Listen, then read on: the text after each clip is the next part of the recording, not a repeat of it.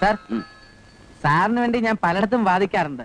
Balram sir മറ്റ് സിഐമാരെ പോലെയല്ല, decent ആണ്, കൈക്കൂലി വാങ്ങാറില്ല, കുടിക്കുകയാണെങ്കിലും കണ്ടവന്റെ ചക്കാത്തടിക്കില്ല, തെമ്മാടുത്തുമില്ല, വ്യഭിചാരമില്ല. അല്ല, കുറച്ചു മുമ്പ് ഇവിടുന്ന് ഇറങ്ങിപ്പോയാ കുഴപ്പമില്ല, കൊള്ളാം. സാർ അറിഞ്ഞാണില്ല ഞങ്ങളുടെ പോലീസ് അസോസിയേഷന്റെ തീരുമാനം സർക്കാർ അംഗീകരിച്ചത്. പണ്ടത്തെ പോലെ മേലുദ്യോഗസ്ഥന്മാരുടെ വീട് പണി ചെയ്യാനും തെരുവിളി കേൾക്കാനും കോൺസ്റ്റബിൾമാരെ കിട്ടില്ല. നിറാസ്കർ എന്ന് വല്ലതും വിളിച്ചാ നീ എന്ത് ചെയ്യണോ പൊട്ടി? എവിടേക്കാണ് പോകേണ്ടതെന്ന് പറഞ്ഞില്ല. കമ്മീഷണർ വീട്ടിലേക്ക്.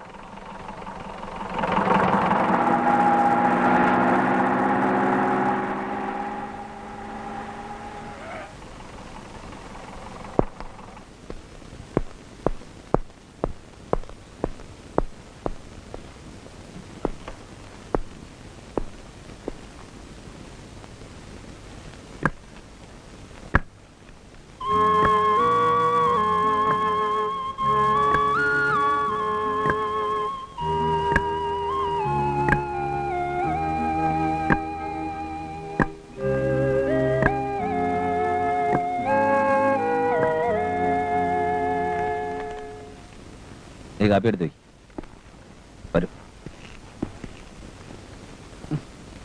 കാപ്പിയും പലരെല്ലാം വെട്ടി വിഴിക്കോ. വിശപ്പിന് ഡ്രൈവറിനും ഇൻസ്പെക്ടറിനും കമ്മീഷനെന്നുള്ള വ്യത്യാസമില്ല. രാവിലെ തൊട്ട് പ്രീതി നിന്നെ കാണാൻ വന്നിരുന്നോ? സർ, ആ പെണ്ണിന് വട്ടാണ്.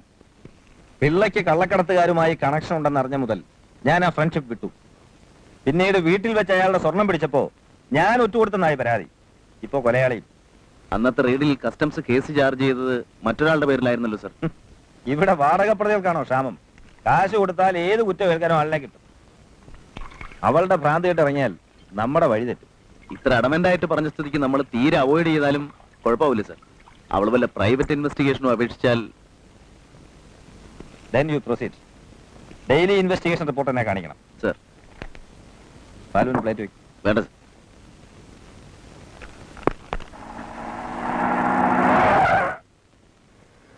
സുധാകര,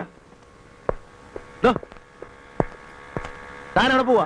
മറ്റുള്ളവരും മനുഷ്യരാണ്. കാലത്ത് പച്ചവെള്ളം പോലും കഴിക്കാൻ സാറിന്റെ അടുത്തേക്ക് വന്നത്. അവിടെ ഒന്നും തന്നില്ല. കമ്മീഷണർ വീട്ടിലും എന്നെ പുറത്ത് നിർത്തിയിട്ട് സാർ വെട്ടി വിഴുങ്ങില്ലേ? അങ്ങനെ പട്ടിണി ഇരുന്ന് ജോലിയാണെന്ന് നോക്കില്ല. സാറിന് തിരക്കൊണ്ടേ പൊക്കോ, എനിക്ക് എന്തെങ്കിലും കഴിക്കണം. കൃഷ്ണേട്ടാ, അന്വേഷണം പുട്ടുപോയി കാട്ടില്ലേ? കാശില്ല, ഇപ്പോഴേ പറഞ്ഞേക്കാം, പൈസ എടുത്തിട്ടില്ല. ഇവിടെ എന്താ വേണ്ടി? അവിടെ കൊടുത്തു തന്നെ മതി. സാറും ഒന്നും കഴിച്ചില്ലായിരുന്നു അല്ലേ? സോറി.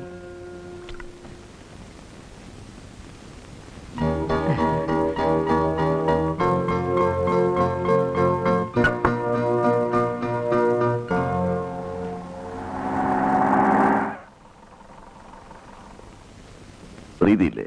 ഉണ്ട് സാർ, വിളിക്കാം.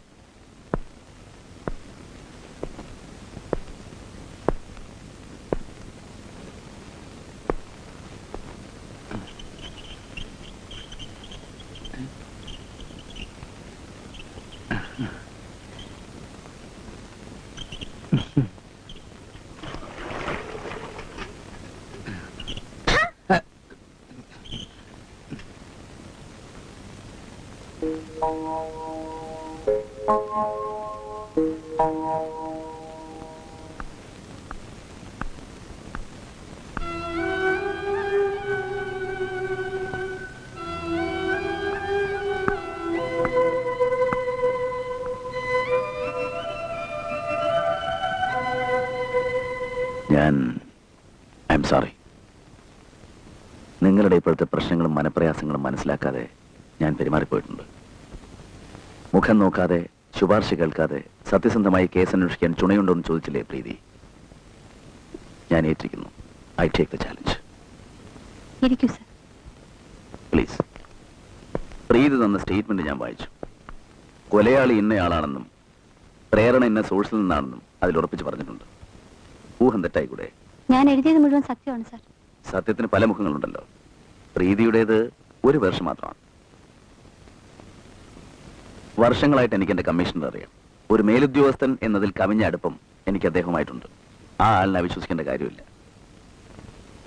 പ്രീതിയുടെ അച്ഛനുമായി പിണങ്ങാനുണ്ടായ കാരണം കമ്മീഷണർ എന്നോട് പറഞ്ഞു. എന്റെ അച്ഛൻ കള്ളക്കടത്തുകാരനാണെന്നല്ലേ? അന്ന് ഈ വീട്ടിൽ വെച്ച് പിടിച്ച സ്വർണം ഞങ്ങളുടേതാണെന്നും പറഞ്ഞു കാണും. മേലുദ്യോഗസ്ഥന്റെ വാക്കുകളല്ലേ സാറ് വിശ്വസിക്കൂ? മറിച്ച് തെളിയിക്കാൻ സാക്ഷികളില്ല. സഹായിക്കാനുണ്ടെന്ന് കരുതിയവർ തന്നെ ഈ കള്ളം പ്രചരിപ്പിക്കുമ്പോൾ സത്യം ഒരിക്കലും പുറത്തു വരില്ല. സാർ ഇവിടേക്ക് വരുമെന്ന് കരുതിയതല്ല. കണ്ടപ്പോ ആശ്വാസമായിരുന്നു, ഒരു പുതിയ ജീവൻ കിട്ടിയതുപോലെ. പക്ഷെ ഇനി എനിക്കൊന്നും പറയാനില്ല. എനിക്ക് പരാതിയില്ല. അങ്ങനെയാണെങ്കിൽ എനിക്കിവിടെ വരേണ്ട കാര്യം ഉണ്ടായിരുന്നില്ല. പ്രീതിയുടെ മൊഴിയെടുക്കാനാണ് ഞാൻ വന്നത്. പറയും. ടിക്രൂസ് ജയിലിൽ നിന്ന് ഇറങ്ങിയ ശേഷം ഭീഷണിപ്പെടുത്തിയ കാര്യം പലതവണ ഞാൻ കമ്മീഷനെ കണ്ട് പറഞ്ഞു. അദ്ദേഹം ഒഴിഞ്ഞു മാറി. അച്ഛൻ മരിച്ചപ്പോഴും ഞാൻ സഹായത്തിന് വേണ്ടി ആദ്യം ചെന്നതും കമ്മീഷന്റെ അടുത്തേക്കായിരുന്നു. വീട്ടിലും ഓഫീസിലും എന്നെ കടത്തിവിട്ടില്ല, കാണാൻ അനുവദിച്ചില്ല. പലരെയും കോണ്ടാക്ട് ചെയ്തു, ഫലം ഉണ്ടായില്ല. അച്ഛൻ്റെ അഡ്വക്കേറ്റ് പോലും എൻ്റെ വാക്കുകൾ വിശ്വസിച്ചില്ല. ഒടുവിലാണ് ഞാൻ സാറിനെ ക്വാർട്ടേഴ്സിൽ വന്ന് കാണുന്നത്. അതിലും എനിക്കുണ്ടായ അനുഭവം. അത് മറന്നേ പ്ലീസ്. ഈ ഡിക്രൂസിന്റെ മുഴുവൻ പേരെന്താ? പറയും. ടിക്രൂസ് പെരേര.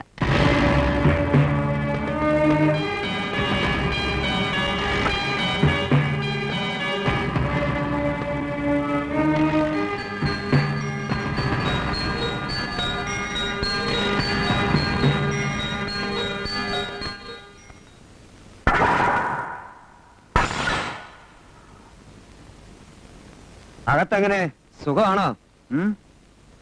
വാടാ.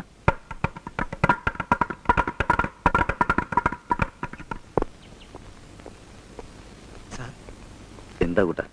സത്യരാജനെ കൊന്നതിനല്ലേ സാർ അകത്തായത്? അവന്റെ ആളുകൾ എന്തോ പെറ്റി കേസ് ഉണ്ടാക്കി ഇതിനകത്ത് കയറിയിട്ടുണ്ട്. സാറിനെ ജീവനോട് പുറത്തുവിടില്ലെന്നാ അവര് പറയുന്നത്. സൂക്ഷിക്കണം.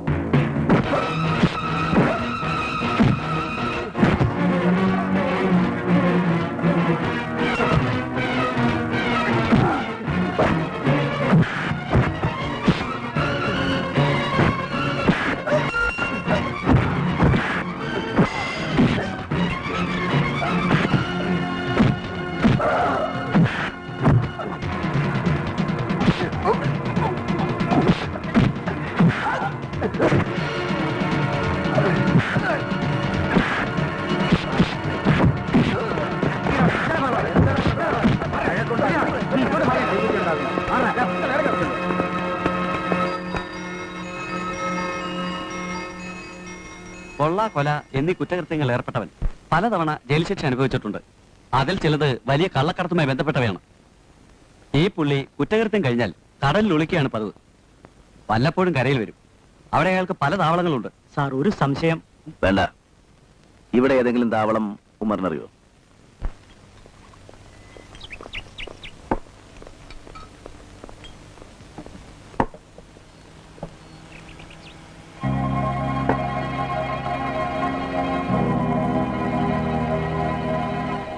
എന്താടാ ഇവിടെ ഡിക്രൂസ് ഉണ്ടെന്ന് ചോദിക്കുന്നു. തല്ലി ഓടിക്കണവന്മാരെ.